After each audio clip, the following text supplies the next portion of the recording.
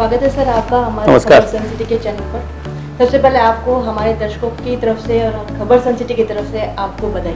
मैं भी खबर सन सिटी का बहुत सारा आभार अभिनंदन करना चाहता हूँ। सर केंद्र ने या भाजपा सरकार ने आपको वापस मौका दिया, तो इसको वापस किस तरह से आप निभाएंगे? मैं आभार व्यक्त करता हूँ, अभिनंदन करता हूँ केंद्रीय नेतृत्व का, प्रदेश नेतृत्व का, कि उन्होंने मुझ में विश्वास व्यक्त किया है।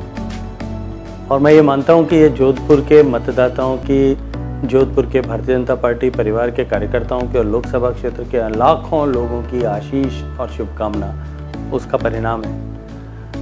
पिछले 5 साल में जिस तरह से बिना एक भी दिन निजी कार्य के लिए अवकाश लिए और बिना एक भी दिन विश्राम किए हुए पूरे 5 साल तक जोधपुर और मारवाड़ की प्रतिष्ठा बढ़ाने और यहाँ के लोगों के जीवन में परिवर्तन लाने के लिए काम किया है, ठीक उसी क्रम में वापस ये जो आधारशिला पिछले 5 साल के काम में बनाई गई है, इसको पर एक नया भारत बनाने के लिए जो मुहिम चल रही है उसमें काम करेंगे। सर ये अटकलें चल रही थी कि प्रदेश अध्यक्ष आपको बनाया जाएगा है, तो इस दौर में अभी भी आप शामिल हैं या क्या रहे? देखिए, मुझे लगता है, जैसा मैं मानता हूँ कि हमारे यहाँ कोई दौड़ नहीं होती है और मैं पूरी ईमानदारी से स्वीकार करता हूँ कि मैंने कभी इसके बारे में किसी से चर्चा भी नहीं की है।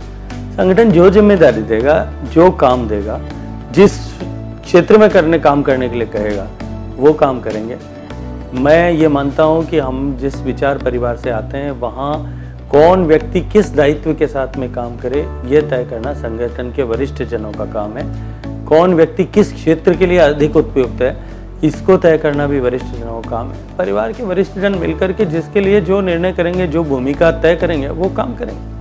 सर एक ये जो प्रदेश अध्यक्ष बनने का था, जो पिछले 5 साल में एक बार फिर उठा था बीच में, उस वक्त ये अटकलें लगाई जा रही थी कि पूर्व मुख्यमंत्री जो है उनसे आपका विचाराभेद है या इस वजह से आपको ये पद नहीं मिला। क्या इसमें सच्चाई है? बिल्कुल भी सच्चाई नहीं है। न कोई विचार भेद है, न कोई मतभेद है, न कोई मन भेद है। उनका पूरा आशीर्वाद है।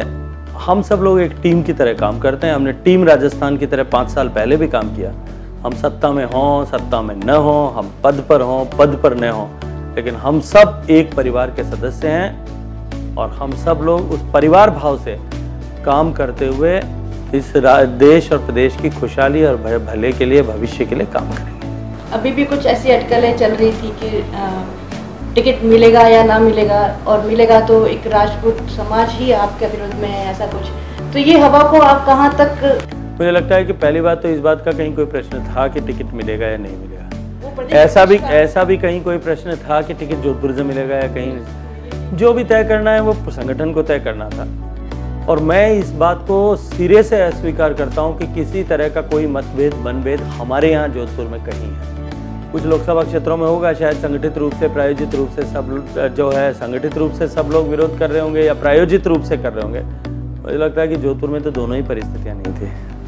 एक हवा की जो बात थी, मैं उसको लेकर ये बात की। मेरा अगला प्रश्न आपसे ये है कि ये सर्जिकल स्ट्राइक 2 हुई, उसके बाद मोदी फैक्टर फिर से आया है या वैसे ही चल रहा है? मैं नहीं मानता इस बात को। हर छोटी बड़ी चीज जो है वो कहीं न कहीं वातावरण में, वायुमंडल में एक अपनी तरफ से एक ऊर्जा का प्रकीर्णन करती है। हो सकता है इससे भी निश्चित रूप से कुछ हुआ होगा, लेकिन एक भाव पूरे देश भर में बना है कि देश को सुरक्षित रखने के लिए, देश को शक्तिशाली बनाने के लिए नरेंद्र मोदी जी को पुनः प्रधानमंत्री बनाना ऐसा आवश्यक है। और देश सर्वदूर, मुझे जोधपुर के मतदाताओं के आशीर्वाद से पूरे देश भर में घूमने का अवसर मिला है सर्वदूर। तो ये मैं कह सकता हूँ कि देश के लोग मानस बना चुके हैं कि पुनः प्रधानमंत्री इस देश का माननीय नरेंद्र मोदी जी को बनाना है।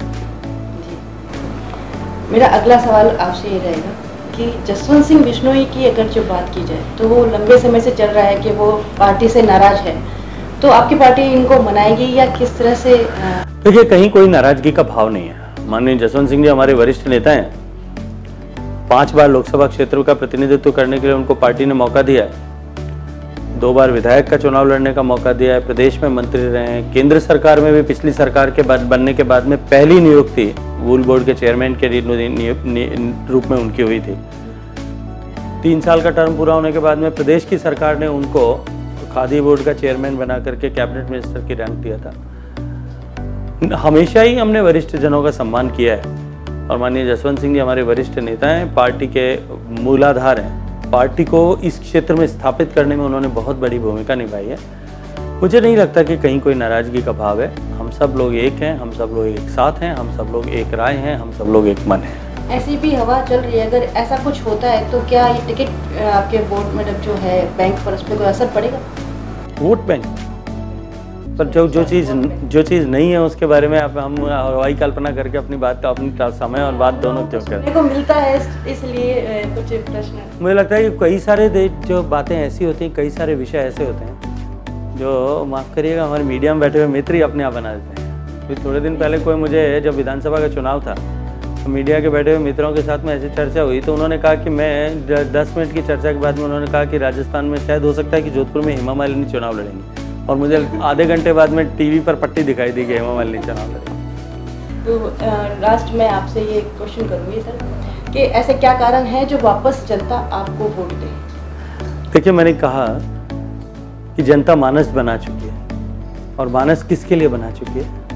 इस देश की संपन्नता के लिए, इस देश की खुशहाली के लिए, इस देश में से गरीबी हटाने के लिए। अनेक वर्षों तक गरीबी हटाओ के नाम पर राजनीति की गई लेकिन गरीबी हटाने की दिशा में ठोस काम नहीं हुआ।